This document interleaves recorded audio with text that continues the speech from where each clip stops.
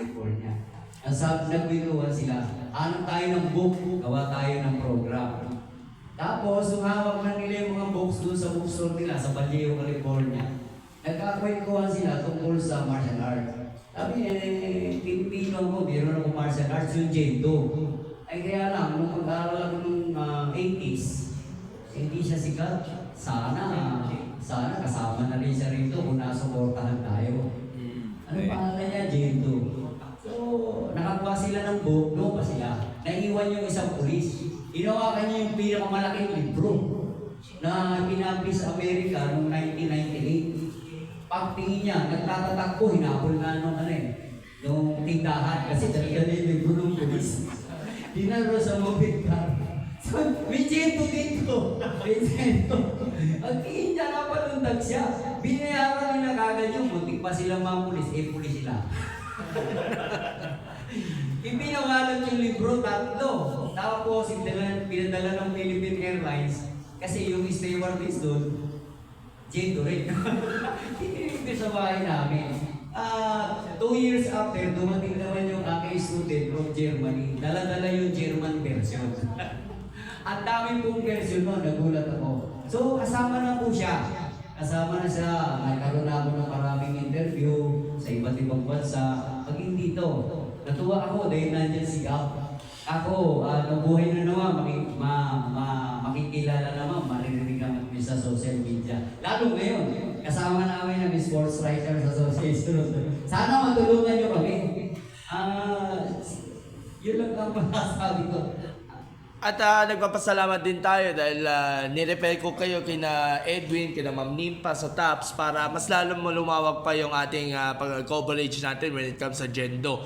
Isa pa, yung sa the last time I went here, yung sa Mandaluyong Jendo Cup, dyan sa may Addition Hills Elementary School at mukhang marami kayo mga Jendo athletes na nagpakitang gilas na sa competition. Even yung mga taga-Negros, kung nakikinig yung taga-Negros, sigurado napanood niya yan yung interview. So, ano yung assessment niyo? At the next competition nga pala will be held sa San Mateo this coming September, no?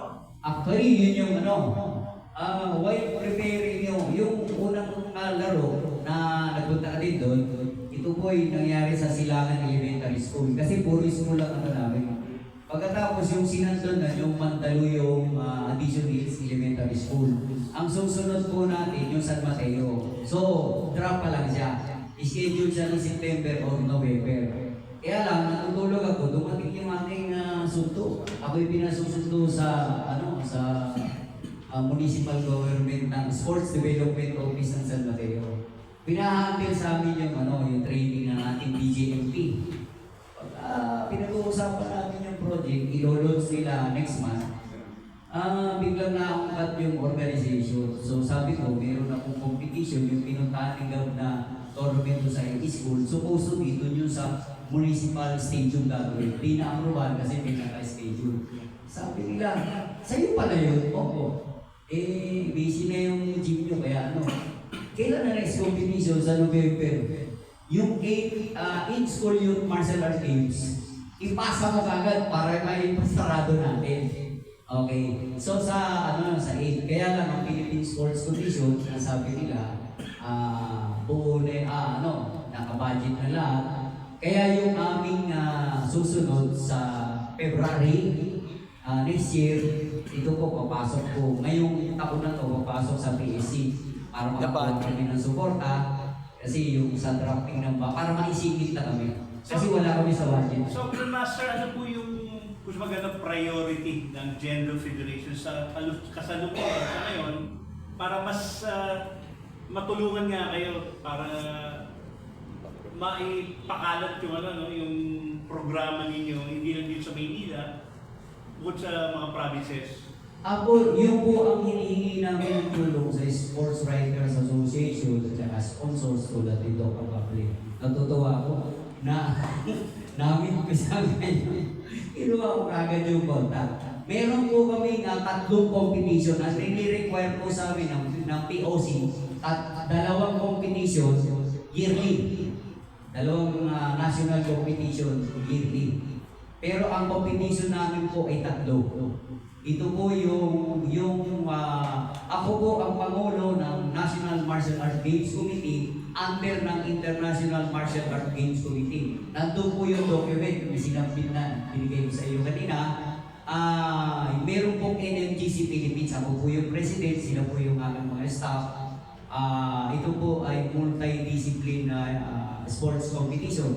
May taekwondo po, may kuntaw, may karate po, may arnis at mayroon jendo.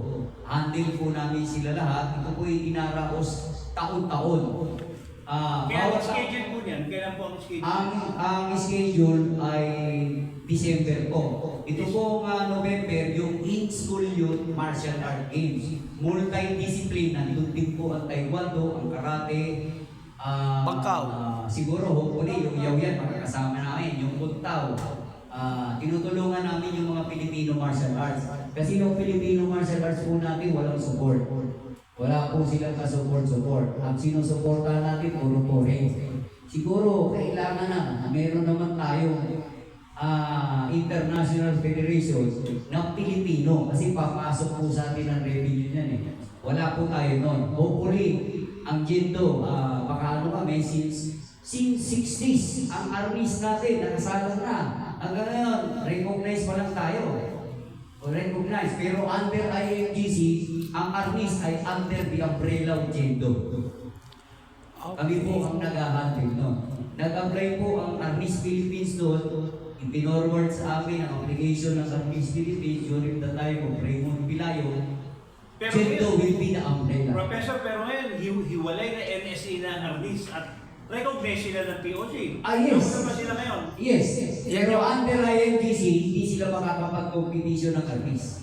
Because the only Filipino martial arts recognized by IMGC is Jendo. Dito sa atin sa Philippines, hindi po kami napag-compute kasi Arnis is just a part of Jendo. Meron din po kami other weapon, yung kung mahabang stick na kung tawagin natin ay pangkaw. So, 70% po empty hand tayo. 15% meron tayong Arnis, 15% meron po tayong pangkaw. Last question na lang kay Sir Christopher naman. When it comes sa grassroots program na rin ng Mandaluyong, well, with the support niya ni Mayor Abalos, tuloy-tuloy naman siya at nakita naman natin yung fruits ng inyong pagsisikap ninyo na magkaroon ng mga Jendo athletes na galing sa Mandaluyong na mayagpag nga sa mga international competitions. Also at the same time, yung mga belt promotions na isinasagawa na rin. Yung mga athletes natin sa Mandaluyong, syempre, i-develop natin.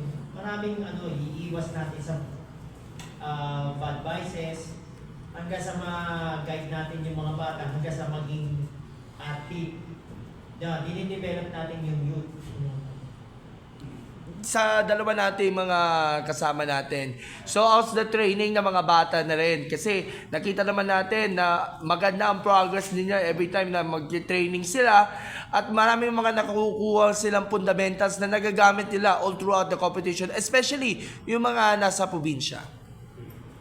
So for us naman kasi, naturally, yung talent naman yan is nasa mga bata na yun. Ang ginagawa na lang po namin is, hinuhon namin yun, sinasharpen, with the discipline itself. So, kumbaga, ang sa amin lang naman is to guide them to the right path. Kailangan maging discipline enough ka sa pag-ensayo mo kung gusto mo maging isang kampiyon, tama po ba? And kung sa ensayo naman po kasi, meron po kami mga process na sinusunod. Kung sa ensayo is parang hindi mo siya sineseryoso, is hindi naman po kami yung niloloko nila, kundi yung sarili nila, di ba? So ang sa amin lang naman po, andyan lang kami to guide the kids, to guide those grassroots, yung mga bata na mapunta dun sa magandang posisyon man kung nasan man sila. So si Ma'am Georgia po is kung meron po siyang i-add. Especially po rin sa mga practitioners po ng Jendo. Kami po, under po kasi kami ng master's training course. We have a courseware po. Yung mga bata rin po namin tinuturuan, meron silang guide or parang sa college po, syllabus, kung ano yung dapat aralin, kung ilang kicks, kung ano yung forms. Kanina po na pagtutunong pansin nga po, sabi ko 70% is yung empty hand namin. Sa competition po na ginaganap, baka po nagugulat po kasi kayo, 3 years old, pwede nang mag-compete ng full contact. Meron po kaming forms which is suitable po din para sa mga bata, just like po mga preparatory forms, panagimpan or daydreaming form po namin na kino-compete, yung bangkaw, and so on po. Meron din pong basic long form na pwede po nilang i-compete. Lahat po yun, gradually, just like po sa school grassroots, ang training po is meron po kaming batayan. Nakabatay po lahat yung sa courseware. Kung ano po lahat ng dapat namin yung training, pinapractice, and hanggang po sa maging trainer na rin po sila kagaya namin. Meron po mga nakalagay doon kung ano po yung dapat namin gawin. Katulad po namin ngayon, nagtitraining po kami kung paano po kami mag-technical official. And lahat po yun is nag-gradean din po ng nasa head po namin para po maging 10 degree black belt po kami. Ngayon po, 6 degree po yung hawak Wow. namin. Bali, ang taas pa po ng bubuloy namin panahon. Kasi po yung training po ng martial arts, katulad po ng ibang martial arts, hindi lang po yan natatapos kung nagsimula ka sa pagiging tinatawag nating manlalaro. Yun po yung pinakamahirap na ng manlalaro ng tao. Tatanda tayo. Pero at the same time, pagdating sa sports, pwede tayo maging coach, trainers, officials, and so on. Okay. Yun lang po, salamat. Maraming salamat. No? Ano sana, excited tayo na malaman pa kung anong